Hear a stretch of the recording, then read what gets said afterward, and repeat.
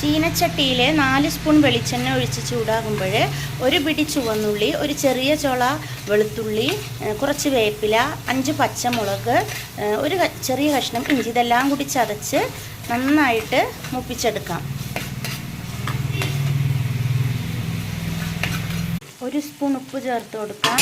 1 spoon മുളക് പൊടി, 1/2 spoon കുരുമുളക് പൊടി, 1 സ്പൂൺ മല്ലിപ്പൊടി, 1/4 ടീസ്പൂൺ മഞ്ഞൾപ്പൊടി ചേർത്ത് നന്നായി ഇളക്കുക.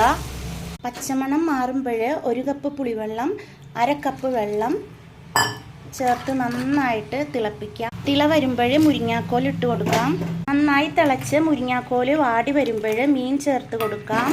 ചാറിന് വേണ്ടി 1/2 കപ്പ് തിളച്ച വെള്ളം ഞാൻ ഒഴിക്കുന്നുണ്ട്. നന്നായി തിള വരുമ്പോൾ തീ ലോ ഫ്ലെയിമിലാക്കി മൂടി വെച്ച് വേവിക്കാം. ഇത് കഴിഞ്ഞ് തീ ഹൈ ഫ്ലെയിമിലിട്ട് നന്നായി പയ്യെ ഇളക്കിയെടുത്താൽ നല്ല രുചിയുള്ള അയല മുരിങ്ങാക്കോൽ കറി റെഡി.